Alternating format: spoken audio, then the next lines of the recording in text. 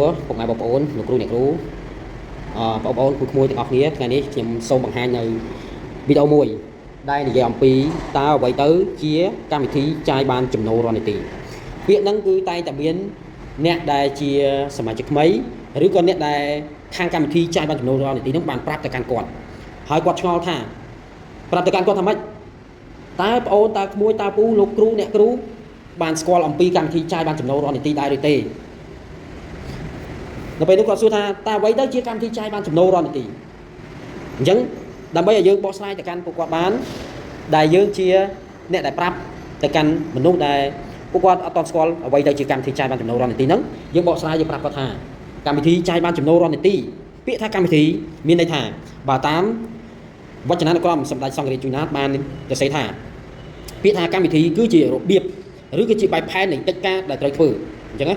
អញ្ចឹងពាក្យថា promotion គឺមានន័យថាការបរិច្ចាគការផ្ដល់ឲ្យពីអ្នកលក់ផលិតផលទៅកាន់អ្នកដែលទិញផលិតផលការបរិច្ចាគការឲ្យអញ្ចឹងនិយាយរួមមកកម្មវិធីចាយបានចំណូលរាល់នាទីគឺជាកម្មវិធីមួយឬក៏ជារបៀបមួយឬគឺជារបៀបមួយនៃការធ្វើកិច្ចការងាររបស់ម្ចាស់អាជីវកម្មម្ចាស់សេវាកម្មម្ចាស់សិប្បកម្មម្ចាស់ដេប៉ូផ្សេងៗដែលគាត់ប្រើរបៀបនៃការធ្វើ promotion ហ្នឹងទៅកាន់អ្នកចាយហ្នឹងចាយយ៉ាងម៉េចចាយដើម្បីផ្ដល់អត្ថប្រយោជន៍ទៅកាន់អ្នកដែលចាយនឹងឯងអត្ថប្រយោជន៍នោះមានរបៀបនៃការធ្វើរបស់គេបានចងក្រងនៅកម្មវិធីហ្នឹងឡើងដើម្បីសម្រួលដល់ការចាយរបស់អតិថិជនហើយឲ្យអតិថិជនហ្នឹងងាយស្រួលក្នុងការចាយហើយបានមានទំនុកចិត្តក្នុងការចាយហើយទទួលបានអត្ថប្រយោជន៍ជាច្រើននៅក្នុងនោះគេបានផ្ដល់អត្ថប្រយោជន៍ជាច្រើនដូចជាទី1បានទំនុកចិត្តទៅលើផលិតផលឃើញទេបានទំនុកចិត្តលើផលិតផលនោះគឺមានប្រភពច្បាស់លាស់ហើយផលិតផលនោះគឺល្អមិនប៉ះពាល់ដល់សុខភាពហើយផលិតផលនោះគឺប្រើទៅគឺល្អមានទំនុកចិត្តផ្សេងៗចឹងទៅឃើញទេគឺបានទំនុកចិត្តទៅលើផលិតផលទី2គឺបានទំនុកចិត្តលើតម្លៃនោះគឺមិនកោមិនលក់ឡើងថ្លៃហួសហេតុគឺជាតម្លៃមួយដែលស្មើទីផ្សារឬក៏ទាបជាងទីផ្សារតម្លៃមួយដែលទាបជាងទីផ្សារឬក៏ស្មើនឹងទីផ្សារហើយទី3គឺបាន promotion ដល់សម្បូរបែបបាន promotion ដល់សម្បូរបែបហ្នឹងគឺបាន promotion យ៉ាងម៉េចបាន promotion ដល់សម្បូរបែបហ្នឹងគឺបានជាបន្ទុក promotion ការដែលចុចចាយនៅលើ website គឺគេឲ្យជាបន្ទុក promotion នៅក្នុងបន្ទុក promotion នោះមានដូចជាបន្ទុក BPV គេឲ្យជាបន្ទុក BPV បន្ទុក BPV គឺជាបន្ទុកមួយដែលគេតំណាងឲ្យតាំងឲ្យតម្លៃស្មើនឹងលុយរៀលខ្មែរដើម្បីឲ្យងាយស្រួលក្នុងការគិតក្នុងការទិញទៅបាន BPV ប្រមាណដាក់ចុចទិញនៅលើផលិតផលប្រើ BPV ប្រមាណហ្នឹងទៅហើយទី2គឺ PV គឺជាបន្ទុកមួយរបស់ផលិតផលដែលគេផ្ដល់ឲ្យដែលយើងអាចយកដូរទៅលើផលិតផលវិញបាន product voucher បន្ទុកជាបន្ទុកផលិតផលនៅពេលដែលយើងទិញទៅយើងបាន PV ហ្នឹងហើយ PV ហ្នឹងក្នុងតម្លៃណាមួយយើងអាចយក PV ហ្នឹងទៅដូរយកផលិតផលបានតែក្នុងតម្លៃស្មើហើយទី3នោះគឺ VIP បន្ទុក VIP ជាបន្ទុកមួយដែលជាបន្ទុកពិសេសបើមានបន្ទុក VIP យើងអាចដូរយកជា cash បាន cash ហ្នឹងដូរយកជាលុយបានតម្លៃស្មើឬក៏លើសហ្នឹងមួយទៀតយើងអាចយកបន្ទុក VIP ហ្នឹងយកទៅចាក់ចូលទៅក្នុងម៉ាស៊ីន VIP ដើម្បីឲ្យម៉ាស៊ីន VIP ហ្នឹងដំណើរការក្នុងការជីករុករកឬក៏ផលិតនៅមាស BP មកឲ្យយើងយកមកប្រើប្រាស់នេះជាបន្ទុក VIP វាដូចជាសាំងដែលយើងយកទៅចាក់ចូលក្នុងម៉ាស៊ីនដើម្បីឲ្យវាដំណើរការតែបន្ទុក VIP នេះវាជាធម្មពលមួយដែលយើងយកទៅប្រើដើម្បី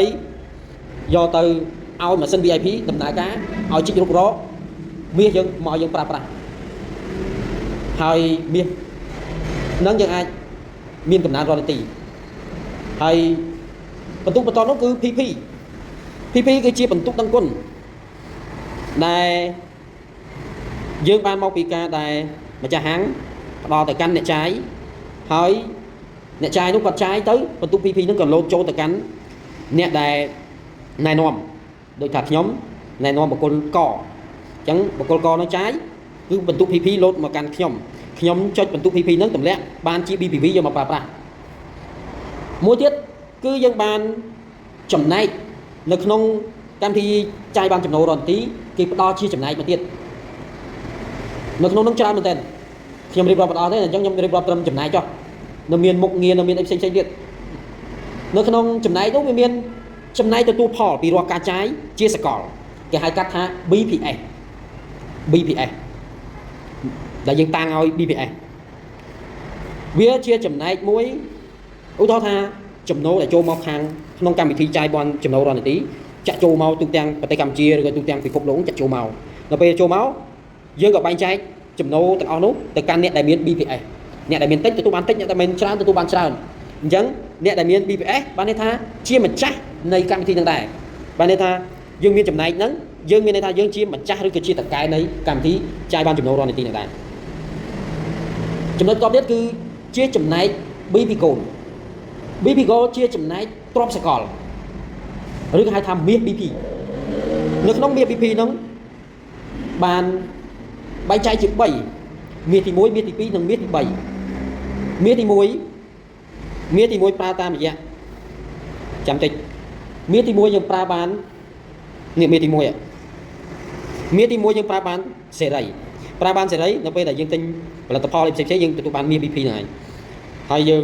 ប្រើបានសេរីគឺយើងអាចចុចទម្លាក់យកមកប្រើប្រាស់ទាំងអស់ព្រោះថាខ្ញុំមាន3លានអញ្ចឹងដល់ពេលដែលវាកំណើនមកវាកើនបាន3លាន 20000អញ្ចឹងខ្ញុំអាចចុចយកមកទាំងអស់បានអញ្ចឹងណាយើងអាចចុចទម្លាក់យកមកប្រើប្រាស់ទាំងអស់បានតែបើមាសទី2នេះគឺជាមាសមួយដែលប្រើបានតែកំណើនទេប្រើបានតែកំណើនទេ3លានគឺវាកើនឡើងនៃតម្លៃមាសវាធ្វើឲ្យយើងចំណេញបានប្រហែលនេះយើងកើនបានប៉ុណ្ណាយើងប្រើបានប៉ុណ្ណឹងអញ្ចឹងណាយើងប្រើបានតាមកំណើនហើយមាសទី3គឺជាមាសប្រើបានតែស្មើចំនួនផលនៃការដឹកនាំក្រុមនេះមាសទី3នេះគេប្រើបានតែស្មើចំនួនផលនៃការដឹកនាំក្រុមយើងដឹកនាំក្រុមបានច្រើនយើងបានច្រើនយើងដឹកនាំក្រុមបានតិចយើងបានតិចអញ្ចឹងណាអញ្ចឹងយើងចុចមកយើងបានអានេះចុចអត់បានទេដោយសារតែវាឃើញបានច្រើនមែនតែយើងចុចទៅវាអត់បានទាំងអស់ទេ